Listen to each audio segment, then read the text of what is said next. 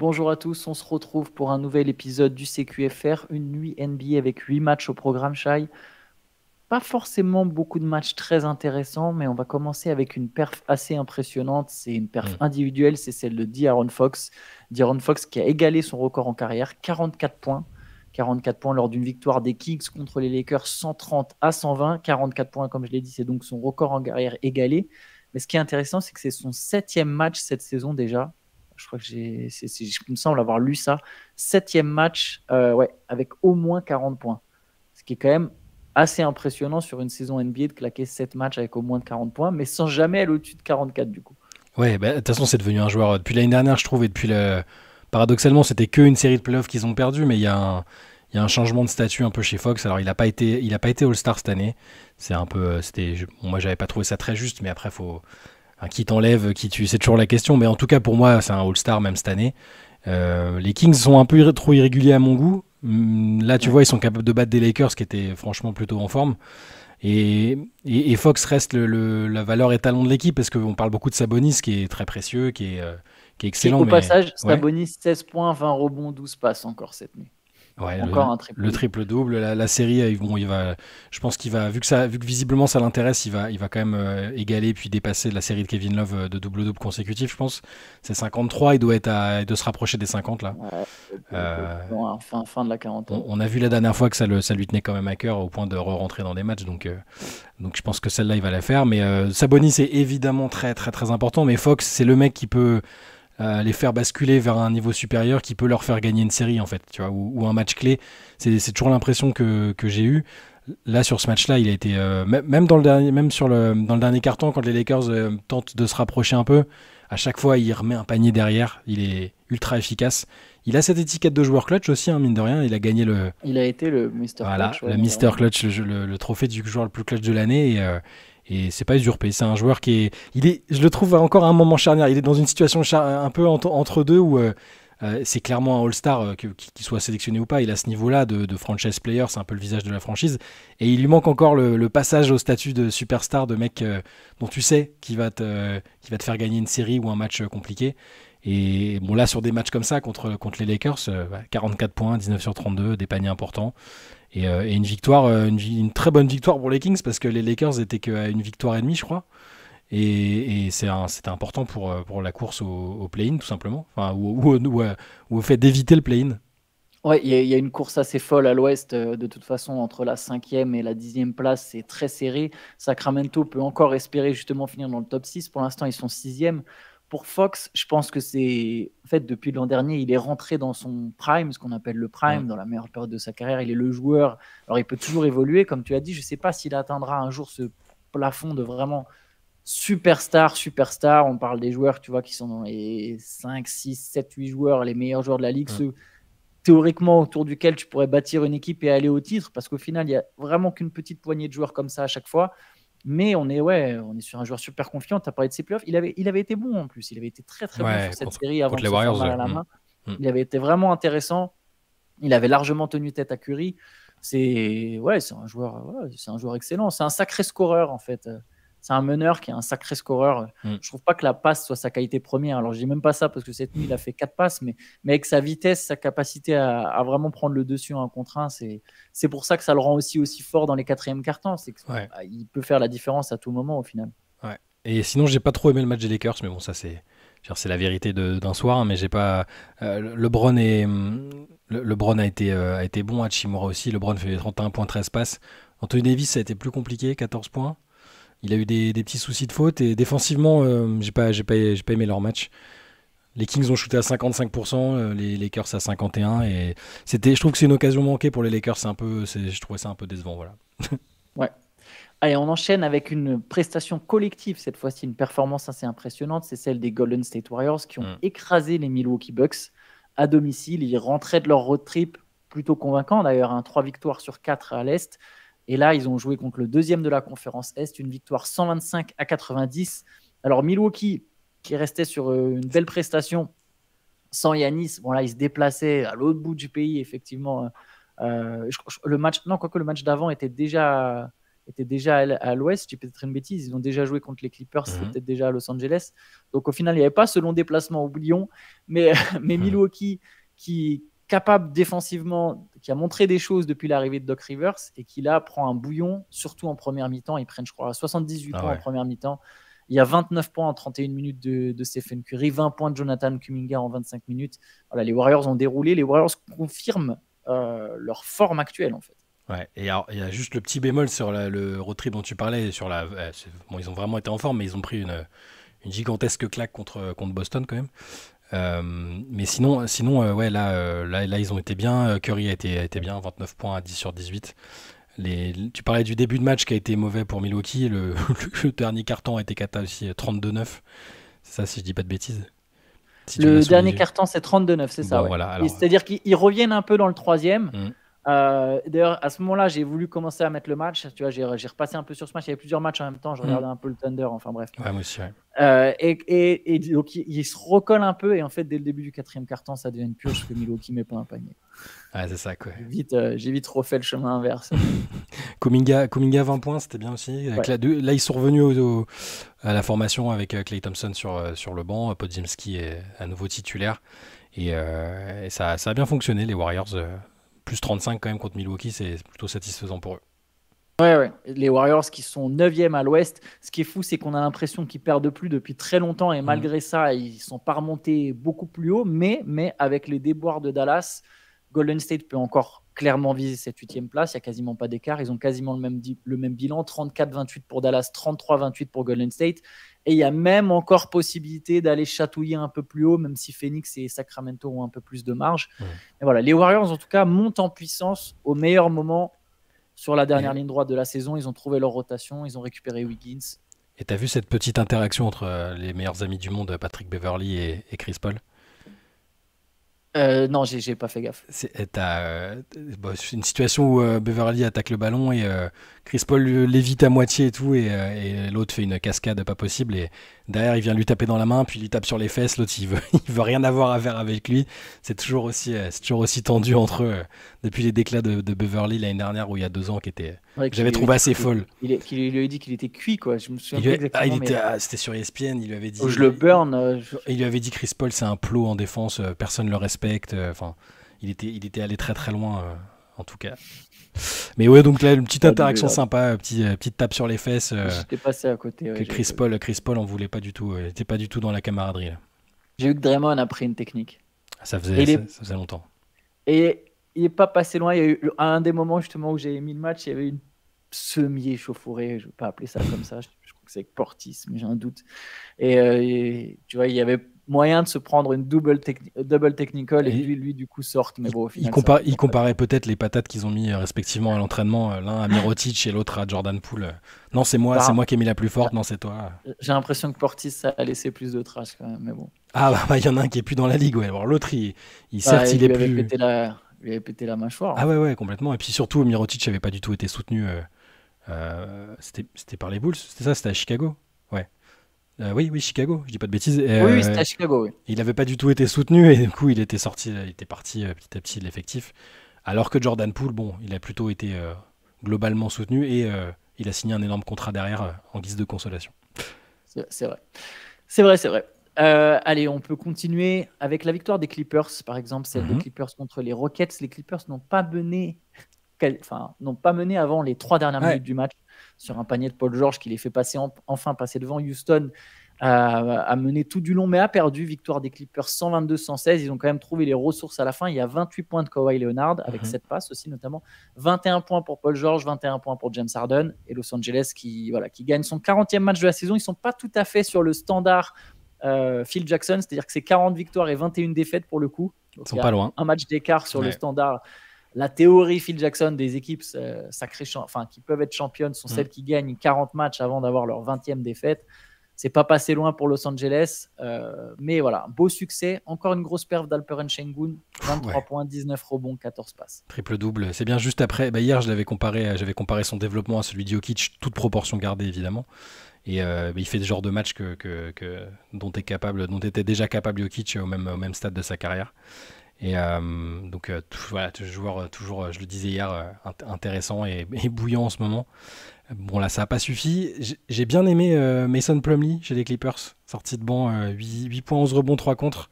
C'est ça. Belle L'Energizer rentrée. dont ils ont besoin, avec un gros plus-minus aussi, je ne l'ai plus en tête, mais plus, Plus 14. plus C'est un bon 14. joueur. Ils ont une belle rotation au poste de pivot entre Zubac. D'ailleurs, ça va un peu mieux que depuis. Je crois que c'est Zubac qui vient de revenir. Il leur manquait Zubac. Il manquait Zubac pendant plusieurs matchs. Il est revenu là il n'y a pas si longtemps. Et depuis qu'il est revenu, ils ont gagné 2 sur 3. Ouais. Ils ont une rotation intéressante. Zubac, Tace, Plumlee, il y a de la qualité, quoi. Exactement. Et donc là, si tu as le classement sous les yeux, ils ont repris une petite marge sur les Pelicans, je parlais hier du fait oui. que oui, voilà. Je disais que il y avait un faible espoir pour les Pelicans de venir les embêter, mais là, à partir du moment où les Clippers gagnent des matchs comme ça, même en faisant des matchs de traînard et en se faisant un peu violence sur la fin, voilà.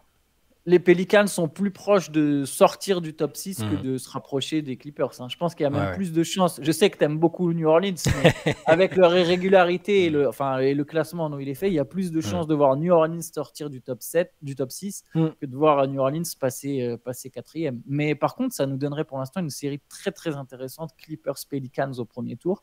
Après, si c'est Clippers-Suns, ça serait très intéressant aussi. Ce serait un remake de l'an dernier. Tout sera très bien. Il n'y a pas de mauvaise série à l'Ouest, je crois. Franchement, ça va être du spectacle. Ouais, non, c'est clair. En tout cas, bon, voilà. Los Angeles qui se remet entre guillemets dans le droit chemin. Ils venaient de perdre le match d'avant.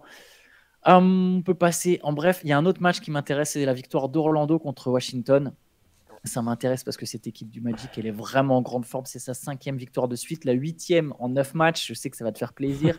Orlando qui était mené en début de match, il y avait 21 points d'avance pour Washington, mais victoire quand même du Magic contre les Wizards, 119-109. C'était d'ailleurs la 16e défaite de suite des Wizards, record de franchise égalé. C'est le tandem qu'on aime bien, Wagner-Banchero, qui a fait la diff. 28 points de Wagner, 25 points, 10 passes pour Banchero. Ils avaient 21 points de retard dans le deuxième carton, ça sentait mauvais, ça sentait la fin de série pour les Wizards, enfin sortir de la galère. Et ça m'a rappelé la terrible série des Pistons, où il y a quand même pas mal de matchs où ils menaient de 15, 20, 25 points de tête, et ils perdaient quand même tellement la spirale était négative. Là, les Wizards, il me semble quand même être dans un truc du même genre, et contre une équipe d'Orlando qui a absolument pas intérêt à lâcher des matchs. Ils sont sur 8 victoires en 9 matchs maintenant, là c'est la 5e de suite. C'est sûr que ça pouvait pas passer en deuxième mi-temps. Orlando a fermé la boutique défensivement, 44 points encaissés, et ça a suffi. Et Orlando qui est toujours top 4. Ouais, toujours top 4 et qui monte en puissance au meilleur moment là aussi pour le coup. Exactement. Sur la fin de saison et avec cette possibilité d'aller chercher le premier tour avec l'avantage du terrain. Ce serait beau. Ouais, ça serait beau pour un retour en play-off. Ça me fait penser un peu la saison, tu vois, où les Knicks, alors pas du tout pour les équipes, mais pour le classement, là, tu sais, où les Knicks avaient retrouvé les playoffs en étant déjà 4e. Voilà. Chez Orlando, évidemment, avec leur manque d'expérience, c'est pas garanti que tu gagnes direct une série de playoffs, même avec l'avantage du terrain. Mais il y a une vraie bonne défense. Moi, j'adore Banchero, j'aime beaucoup Franz Wagner aussi. D'ailleurs, Jalen Suggs, tu vois, c'était quand même un mec qui a été annoncé à un moment potentiel top 3. Il a été pris en 5. Il a eu un début de carrière difficile, mais c'est quand même un joueur vraiment intéressant. Ça sera sans doute jamais une star. Je pense qu'on peut le dire aujourd'hui. C'est pas... On verra, il peut toujours évoluer, mais dans son rôle, c'est une star. En fait, c'est pas le joueur que je pensais qu'il serait. C'est bizarre. Enfin, je sais même pas si c'est français ce que je dis. Mais tu sais, à la fac à Gonzaga, c'était vraiment le patron de l'équipe. Il mettait des paniers clutch et tout. Et je le voyais pas devenir une sorte de. Alors, je dis pas que c'est les mêmes joueurs du tout, mais tu vois, Marcus Smart dans le côté, c'est lui qui a la débauche d'énergie, c'est lui qui fait changer le rythme et l'intensité de son équipe. Je le voyais pas devenir ça en fait. Et c'est très intéressant pour Orlando. Il a eu un début de carrière un peu compliqué avec les blessures. Mais là, il a vraiment trouvé un rôle, et tu as raison, c'est un élément important de leur très belle saison. Et je suis en train comme je disais, j'ai pas le classement sous les yeux. New York est combien là ? New York est 5e. Ok, donc il y a potentiellement une série, il y a potentiellement un premier tour entre mes deux équipes préférées en NBA. Ça va être terrible. Deux équipes qui vont pas si souvent que ça en playoff depuis que je suis le basket. Qui jouent dur et défendent fort. La série la plus défensive, là, tous les gens qui se plaignent du fait qu'il y ait trop de points marqués, ça va peut-être être des séries ultra défensives. Je veux bien voir ça, même si j'aurais du mal à. Je pense que je serais quand même pour Orlando parce que ce serait l'outsider de la série, mais ouais, je suis assez chaud. Mais là aussi, on serait sur des séries assez intéressantes, je pense, parce qu'il y a soit Orlando-New York, soit Orlando-Miami. Pareil, c'est quand même bon, les deux équipes floridiennes. Ouais. Ça serait une des séries.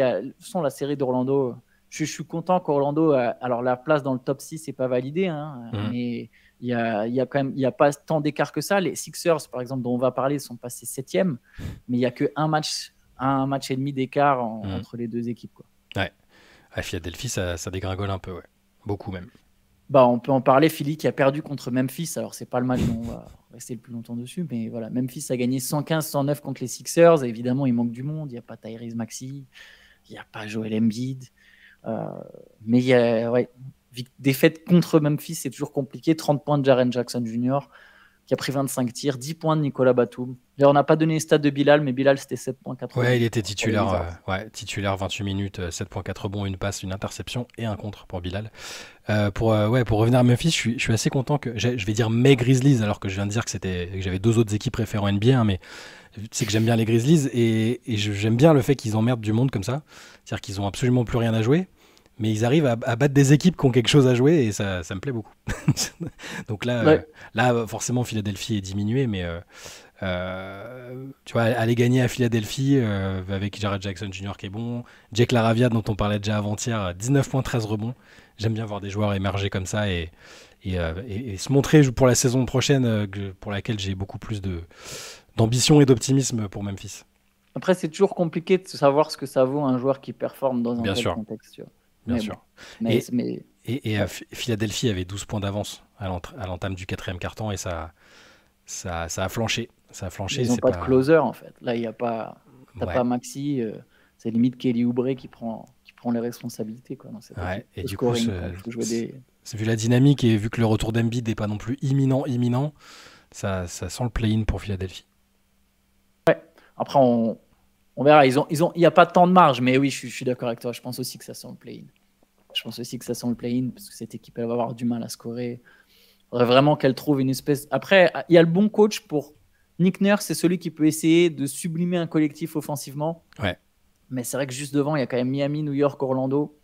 Pas simple.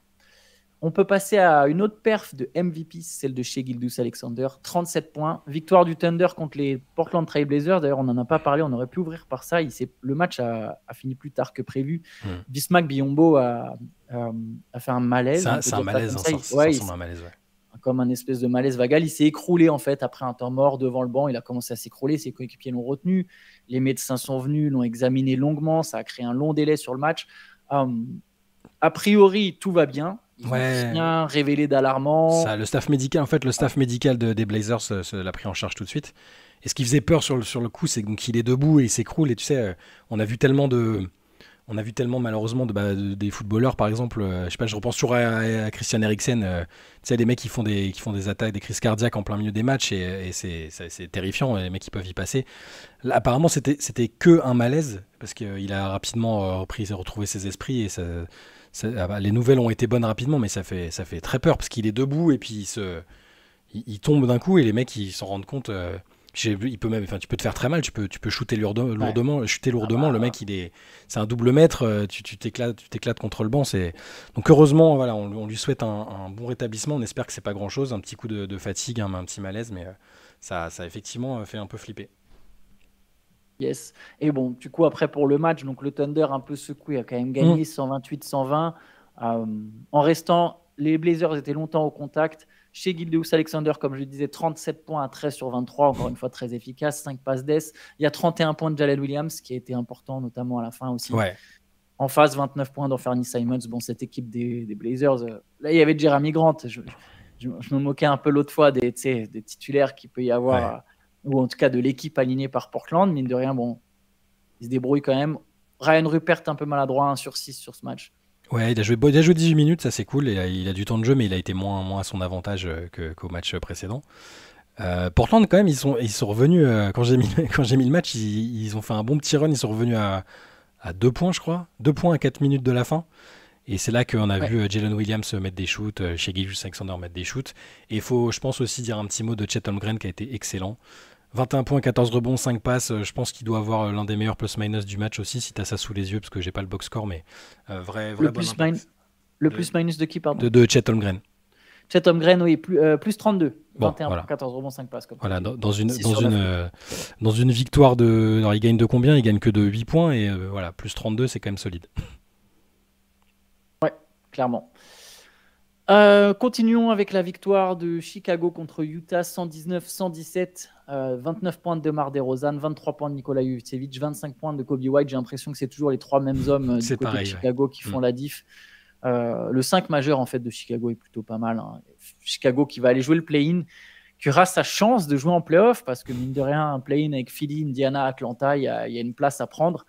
Et voilà, et victoire contre Utah. Il y a eu une altercation dans le match. Moi, c'est ça qui me marque. Le mec aime la bagarre. Entre John Collins, qui a mis 25 points, 13 rebonds d'ailleurs. John Collins qui s'était embrouillé un peu avec un assistant. Et je crois que c'est Drummond après qui lui met la pression. Je ne sais plus avec qui il s'embrouille à la base. Je sais même plus. Je vois Collins un peu péter un câble, mais j'ai pas tout vu. Ouais. Mais ouais, voilà. Donc bon, victoire de Chicago. C'est marrant, tu parles du play-in pour Chicago, mais c'est typiquement l'équipe super relou à jouer sur un play-in. Parce qu'ils ont le talent en fait. Ils ont des joueurs individuellement. Ah bah oui, clairement. DeMar DeRozan, c'est bon, voilà, tu vois, on connaît Vucevic, Kobe White, il fait une belle saison, il fait quand même une saison un peu révélation pour lui. C'est vraiment les équipes emmerdantes que je pense que t'as pas envie de jouer sur un match. DeRozan, il peut finir à 45 points. Vucevic peut prendre 25 rebonds. Bien, dans le 4e quart-temps, ils mènent contre le Heat. Hein, ils sont vraiment pas passés loin de sortir le Heat et jamais eu ce parcours du Heat. Du coup, ils sont vraiment passés tout près d'aller en playoff. C'est ça. Donc autant je crois absolument pas en eux sur une série de playoffs, autant sur du play-in pour se qualifier pour la dite série de playoffs, pourquoi pas. Ouais. Moi aussi, moi j'aimerais bien qu'ils soient en playoff. Je vais te l'avouer. Après, je suis d'accord avec toi. Je crois pas non plus au fait qu'ils sont capables sur une série de sortir n'importe quelle équipe qui serait du coup bien classée à l'est. Mais je trouve qu'il y a des bons vétérans. Tu vois, les Caruso, les mecs comme ça. J'ai envie de les voir en playoff. Ouais. Même André Drummond, que je trouve très intéressant depuis sa reconversion en vétéran. Je sais pas si tu as remarqué, si tu as déjà entendu parler. Il est très intéressant dans sa manière de parler aux jeunes et d'être un mentor.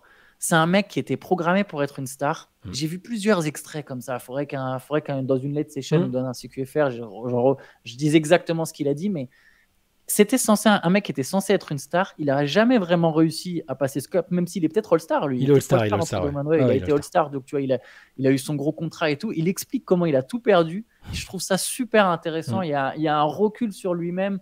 Que je trouve fascinant et j'aime bien ce gars et en plus il est quand même toujours capable de te claquer 20 points, 20 rebonds en 17 minutes. Ouais, c'est vrai. Sans que tu saches parfois vraiment si ça a de l'impact ou pas, tu vois. Je pense que c'est le GOAT des Hassan Whiteside au niveau des performances, tu vois. Genre parce que Hassan Whiteside, tu sais que c'était vide, tu vois. Ouais. Lui quand même, c'est pas toujours vide, tu vois. Il y a des fois tu te dis mais en fait il y a quand même quelque chose. Il fait partie de ces mecs il fait partie de ces mecs qu'on Ils ont été pris entre le changement de style de jeu en NBA un peu, tu vois. C'est-à-dire que c'est un type lui, tu pourrais le dire, dans les années 90, alors je sais pas, est-ce qu'il aurait été assez dur et compagnie, mais vu son style de jeu, il aurait été terrifiant dans les années 90. C'est un mec qui prend énormément de rebonds, qui est assez dominant dans la raquette. Après, pour le reste, il est pas très moderne dans l'approche André Drummond. Mais oui, je suis d'accord, c'est intéressant. C'est son recul, son vécu, le fait que ça a été un mec qui a des gros contrats et qui à un moment était plus du tout désiré. Qui maintenant est un minimum vétéran. Et maintenant est un minimum vétéran, alors je me fais pas trop de soucis pour lui. Enfin, après, je sais pas, dans les déclats, il disait qu'il avait tout perdu au niveau de la situation ou au niveau de l'argent, parce que c'est pas pareil, mais... Les deux. Les deux. Enfin non, lui, il raconte pour la situation plutôt. Oui, je dirais... En fait, c'est lié, mais lui, ce qu'il explique, c'est plus son statut, comment son statut a changé. Après, il fait un rapport avec l'argent, mais parce qu'il y a toujours un rapprochement évident entre statut et argent. Mais voilà, il explique comment il est passé de star à mec qui lutte pour des contrats, tu vois. Ouais. Non, c'est intéressant, c'est clairement. Et je m'attendais pas à entendre parler d'Hassan Whiteside, dont j'avais oublié l'existence dans ces QFR de ce matin, mais ça fait plaisir. On salue Hassan Whiteside il a pris sa retraite, on est d'accord, il joue plus, je crois. Oui, plus personne veut de lui, quoi. Il aurait pu aller chercher d'autres contrats un peu plus exotiques. Ouais, je sais même pas ce qu'il devient, pour être honnête. On cherchera, on vous dira. On cherchera, ouais. J'allais me préparer à taper dans le goal, puis je dis, non, allez, pas la peine, on cherchera.